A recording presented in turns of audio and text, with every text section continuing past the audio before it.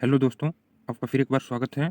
और आज हम नीट यूजी 2024 का पार्ट 1 करने वाले हैं, जिसके अंदर क्वेश्चन नंबर 1 से लेके 50 तक को हम सॉल्व करेंगे। और इसके पार्ट 2 में जो कल होगा उसके अंदर 51 से लेके 100 तक क्वेश्चन को सॉल्व कर लेंगे। और इसके पीडीएफ के लिए आप टेलीग्राम चैनल ज्वाइन कर लीजिए, इसका पीडीएफ वहाँ पे ऑलरेडी अपलोड हो जाता है वीडियो के साथ ही। तो चलिए देखते हैं पहला क्वेश्चन क्या दे रखा है। इसमें पूछ रखा है कि एंजाइम कार्बोक्सी पेप्टिडेज का सहकारक कोफैक्टर है हिम, नियासिन, जिंक या फ्लेविन। तो ये जिंक होता है। फिर नीचे दो कथन दे रखे हैं कि मर्दूतक सजीव लेकिन संश्लेषणात्मक मृत्युतक है। कथन 2 है कि जिम्नोस्पर्म आवृतबीजियों में दारू वाहिकाएं नहीं होती, लेकिन दारू वाहिकाओं की उपस्थिति एंजियोस्पर्म्स आवृतबीजियों की विशेषता है। तो कथन 1 तो गलत है, लेकिन कथन 2 सही है। अगला है कि एक्स के समय स्पिंडल फाइबर्स गुणसूत्र के काइनेटोकोर से जुड़े होते हैं। तो एक्स होगा अंत्यावस्था, मध्यावस्था, पूर्वावस्था या पश्चावस्था। तो ये मध्यावस्था होगा। अगला है कि एक पादप में बीज का काला रंग सफेद रंग पर प्रभावी है। काले बीज वाले पादप का जीन प्रारूप ज्ञात करने के लिए आप उसका संकरण निम्न में से किस जीन प्रारूप के पादप के साथ कराएंगे। तो इसका काला रंग ये है, कैपिटल बी और स्मॉल बी, और सफेद रंग वाला स्मॉल बी। तो इसका 4 ऑप्शन अपने को दे रखे हैं। पूछ रखा है इसमें से इसका किसके साथ हम संकरण करवाएंगे। तो हम स्मॉल बी के साथ करवाएंगे। अगला है कि वेरहल्स्ट परल वृद्धि घात वृद्धि लॉजिस्ट ग्रोथ का समीकरण दे रखा है। इसमें के किसे चिन्हित करता है। जनसंख्या घनत्व को, प्राकृतिक वृद्धि की नेज दर, जैविक क्षमता या धारण क्षमता। तो ये धारण क्षमता को करता है। केल्विन चक्कर में यौगीकृत होने वाले CO2 के प्रत्येक अणु के लिए ATP और NADPH में कितने अणुओं की आवश्यकता होती है। ATP के 3 अणु और NADPH के 2 अणु। पहला ही ऑप्शन सही होगा। अगला फिर सूची का सही मिलान करना है। और क्लोस्ट्रीडियम ब्यूटारिकम का जो होगा वो साइक्लोस्पोरिन A के साथ जाएगा। और क्लोस्ट्रीडियम ब्यूटारिकम नहीं, ये सब ब्यूटारिकमल के साथ जाएगा। और स्क्लेरोमाइसिस सेरेवेसिका एथेनॉल के साथ होगा। और ट्राइकोडर्मा का होगा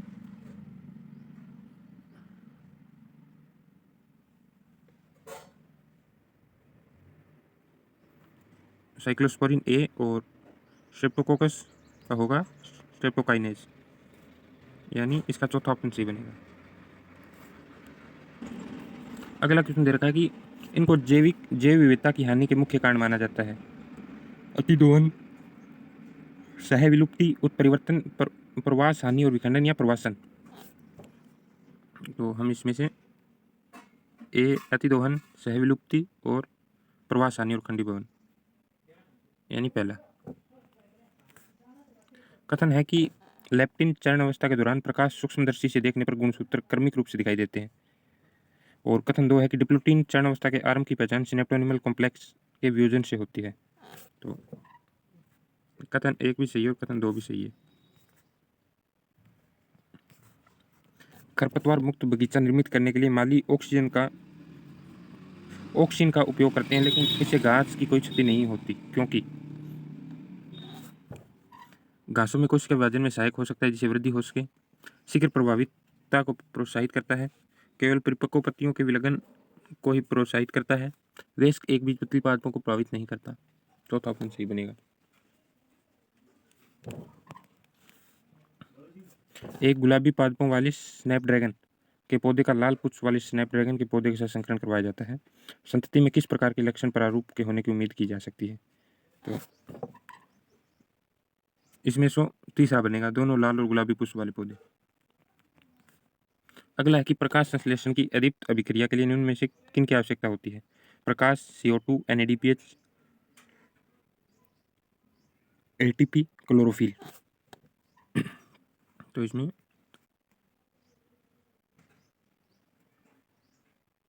C, D और E। जीवाणु के वृद्धि माध्यम में उपस्थित लैक्टोज की कोशिका में X की क्रिया द्वारा अभिगामित किया जाता है।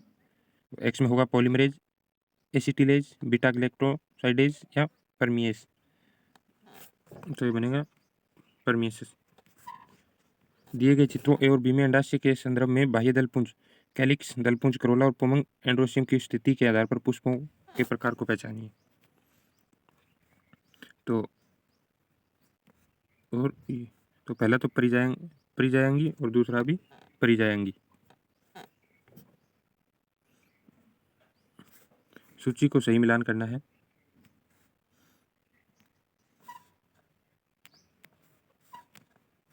तो इसमें राइजोपस का होगा डबल रोटी की फफूंद, और एस्टेलोगो स्मट कवक और पक्सिनिया का रस्ट कवक, एगरिस का मशरूम। इसका दूसरा ऑप्शन सही बनेगा। संरक्षण का वह प्रकार जिसमें विलोपोन्मुखी जाति को उनके प्राकृतिक प्रवास से बाहर निकालकर विशेष व्यवस्था में रखा जाता है, जहाँ पे वे सुरक्षित रह सकती है और उनकी विशेष देखभाल की जाती है, वह क्या कहलाता है? सतत विकास, सर्वस्थानीय संरक्षण, जैव विविधता संरक्षण या अर्ध संरक्षण विधि। तो वो कहलाता है जैव विविधता संरक्षण। सूची 1 और सूची 2 को सही सम्मिलित करें।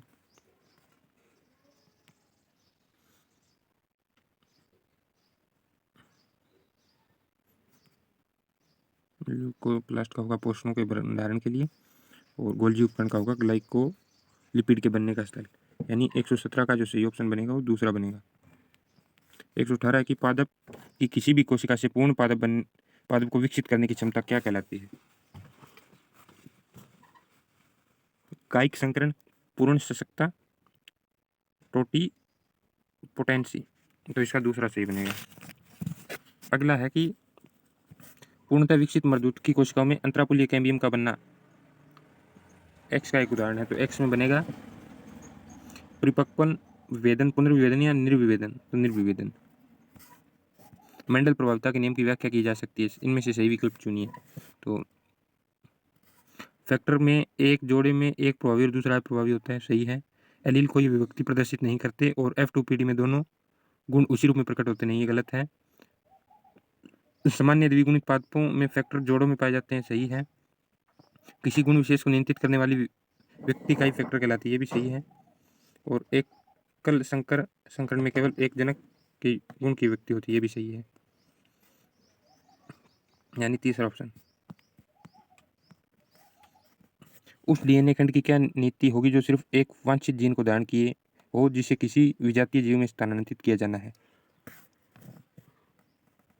डीएनए का खंड जीव की संतति कोशिकाओं में स्वतंत्र रूप से गुणन करने में सक्षम होगा। यह ग्राही जीनोम में समेकित हो सकता है। ये गुणन करके प्रपोष्य यानी होस्ट डीएनए के साथ वंशागति कर सकता है। डीएनए का विजातीय खंड गुणसूत्र का अभिन्न भाग नहीं होता। ये प्रतिकृति करने की क्षमता प्रदर्शित करता है। तो ये तो नहीं होगा, यानी बी और सी। अगला है कि अंकुरित, ये अपने को दे रखा है, इसमें से सही पहचान करनी है, ए, बी, सी और डी। तो कौन से बीज के अंकुरित होने पर जड़ बनता है? इनमें से कौन सा भाग है जो अंकुरित होने के बाद जड़ बनता है? तो ये तो फिर सी बनेगा, यानी चौथा ऑप्शन।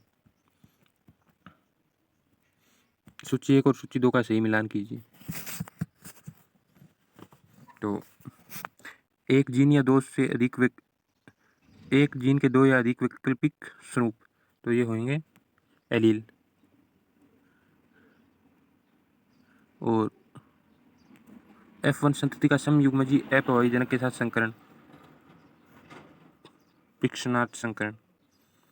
F1 संतति की किसी भी जनक के साथ संकरण, प्रतीप संकरण, बैक क्रॉस। और पादप की गुणसूत्र सेटों की संख्या, सूत्र गुणता, यानी चौथा ऑप्शन। अगला है कि सही कथनों के सेट को पहचानिए। विलिसनलेरिया में पुष्प रंगीन होते और मकरंद निर्मित करते हैं, गलत। अगला है कि वाटर लिली के पुष्प जल द्वारा परागित नहीं होते, ये सही है। और अधिकांश जल परागित स्पीशीज में परागण गीले होने से सुरक्षित रहते हैं, ये भी सही है।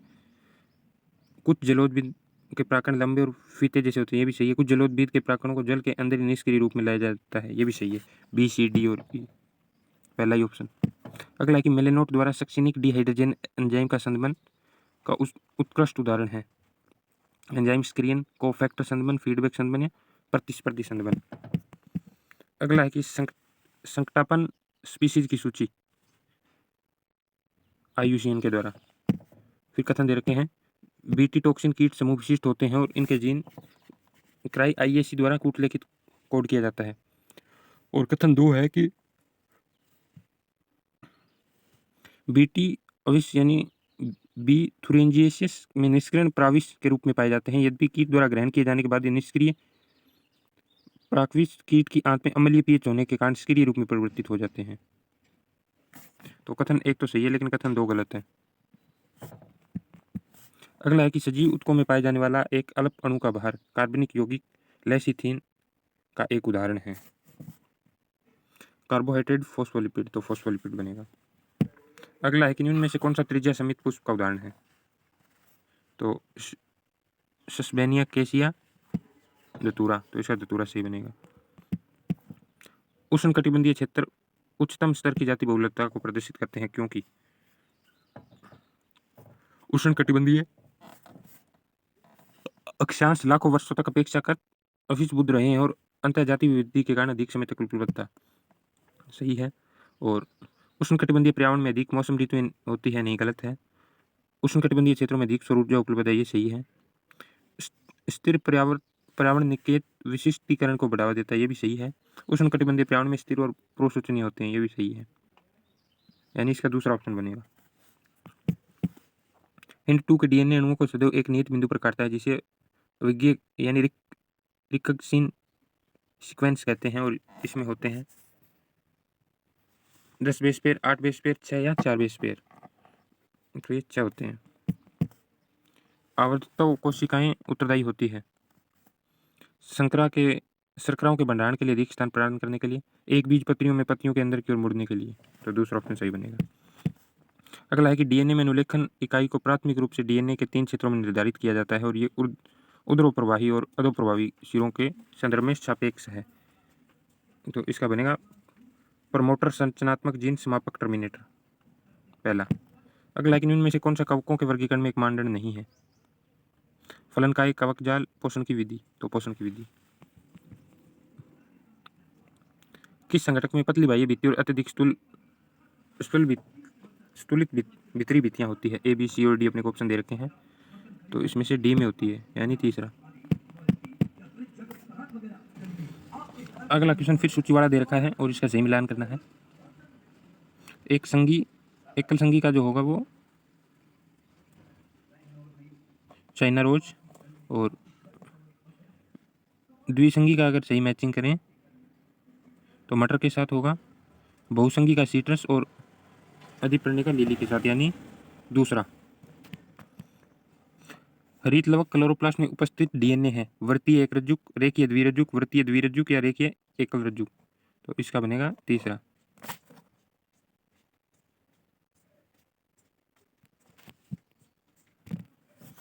अगला क्वेश्चन दे रखा है कि निम्न में से कथनों को पढ़िए और सही कथन का सेट कीजिए। तो अलैंगिक जनन प्राय द्विकक्षाभी जूस्पोर के द्वारा होता है, सही है। लैंगिक जनन केवल संयुग्म विधि द्वारा होता है, नहीं, ये गलत है। संचित खाद्य कार्बोहाइड्रेट के रूप में होता है जो मैनिटोलस वाली लेमिनेरिन होता है, ये भी सही है। पाए जाने वाले मुख्य वर्णक पर्ण हरित क्लोरोफिल A, C और कैरोटीनॉइड का जेंथोफिल है, ये भी सही है। और काई कोशिका में सेलुलोजी भित्ति है जो बाहर की ओर प्राय एलिजिन के जिलेटिन आवरण को आवृत होती है, ये भी सही है, यानी चौथा इसका सही बनेगा। अगला क्वेश्चन है कि इसको सही मैचिंग करना है। साइट्रिक अम्ल चक्र का होगा माइटोकॉन्ड्रिया मैट्रिक्स, और ग्लाइकोलिसिस का होगा कोशिका द्रव्य, और इलेक्ट्रॉन अभिगमन का होगा भीतरी माइटोकॉन्ड्रिया, प्रोटीन प्रमुखता का होगा माइटोकॉन्ड्रिया का अंतर्जेली, यानी इसका तीसरा ऑप्शन होगा। कथन 1 है कि शीतली पात्रों में कुछ ऑटोरूबीस को से बद्ध हो जाती है और अंत CO2 की यौगीकरण कम हो जाता है। कथन 2 है कि C4 पात्रों में पर्ण मध्योतक कोशिकाएं बहुत कम प्रकाश शोषण प्रदर्शित करती है जबकि फूलाछद कोशिकाएं प्रकाश शोषण प्रदर्शित नहीं करती। कथन 1 तो सही है, लेकिन कथन 2 गलत है। ई कोलाई में प्रतिकृतियन की प्रक्रिया के संदर्भ में कौन सा कथन सही है? तो डीएनए निर्भर डीएनएज पॉलीमरेज 5 से 3 की दिशा में बहुलीकरण को प्रेरित करता है। डीएनए निर्भर डीएनए पॉलीमरेज 3 से 5 या 5 से 3 या 5 से 3 के साथ साथ 3 से 5, तो इसका चौथा ऑप्शन बनेगा। सूची का सही मिलान करना है। रॉबर्ट में वैश्विक जाति विविधता 70 लाख है, ये बताया था। और एवेलिन वॉन हम्बोल्ट ने जाति क्षेत्रफल का संबंधन किया था। पॉलिक एल्फिन ने रिवेल्ट पोपर और इसने आउटडोर प्लांट के उपयोग के द्वारा परिस्थिति परीक्षण किया था, यानी 142 का तीसरा।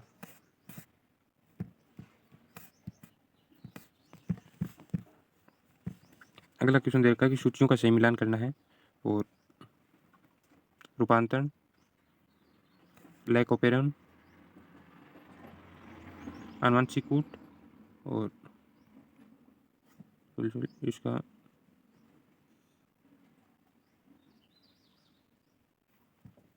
दूसरा, यानी तीसरा बनेगा 143 का 2। अगला है कि किसी पारिस्थितिकी तंत्र में यदि प्रथम पोषक स्तर का नेट प्राथमिक उत्पादन 100x प्रति वर्ष है तो उसी पारिस्थितिकी तंत्र में तृतीयक पोषक स्तर का जीपीपी क्या होगा? तो ये x प्रति वर्ष। गुलाब, परिजायंगी पुष्प, मटर, सीमांत बीजन्यास और कपास, व्यावर्ती, आम, अस्टिल फल। चित्र का सही विवरण कीजिए। चित्र है पूर्ण स्वउगमन को दर्शाते हुए समलत पुष्पक्रम, शुद्ध भातचित पुंकेश्वरों को दर्शाते हुए वायु परागित पादप का पुष्पक्रम। दूसरा ऑप्शन सही बनेगा। ट्राइकार्बोसिलिक अम्ल चक्र में उसके चरण की पहचान कीजिए जिसमें क्रियाधार की ऑक्सीकरण नहीं होता। क्रियाधार का ऑक्सीकरण नहीं होता। आइसोसाइट्रेट, मेलिकमल, सक्सिनिकमल या सक्सिनाइल सीओए, तो इसका चौथा बनेगा। गन्ने की फसल में निम्न पादप वृद्धि नियंत्रकों में किसका छिड़काव करने के लिए तने की लंबाई बढ़ जाती है जिसके फलस्वरूप उपज में वृद्धि होती है? एप्सिलिकमल, ऑक्सिन, जिबेरिल या साइटोकाइनिन, इसका तीसरा बनेगा। और इसका सूची 1 और सूची 2 को सम्मिलित करना है। ग्लूट4 का होगा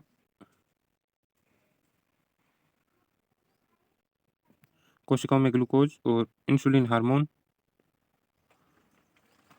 ट्रिप्सिन का एंजाइम, कोलेजन का अंतरकोशिका आधारीय पदार्थ। अगला है कि पादपों में किस दो किस्मों को सम्मिलित करने पर कायिक संकरण में निम्नलिखित में से किन का युग्मन होता है? परागकण, कैलस, कायिक भ्रूण या प्रोटोप्लास्ट, तो इसका बनेगा प्रोटोप्लास्ट। ये हमने नीट यूजी 2024 का पार्ट 1 कर लिया जिसके अंदर 50 क्वेश्चन को किया है और इसका पार्ट 2 हम कल करेंगे जिसके अंदर से 51 से लेके 100 क्वेश्चन हम कंप्लीट कर लेंगे। तो आज कल की क्लास थोड़ी डाउन रही और थोड़ी तबीयत में डाउन थी और हम कल इसका पार्ट 2 करेंगे, फिर अपनी ये प्ले लिस्ट कम्प्लीट हो जाएगी। और आप चैनल पे नए हैं तो सब्सक्राइब कीजिएगा, वीडियो को लाइक कीजिएगा और दोस्तों के साथ भी शेयर कीजिएगा। धन्यवाद।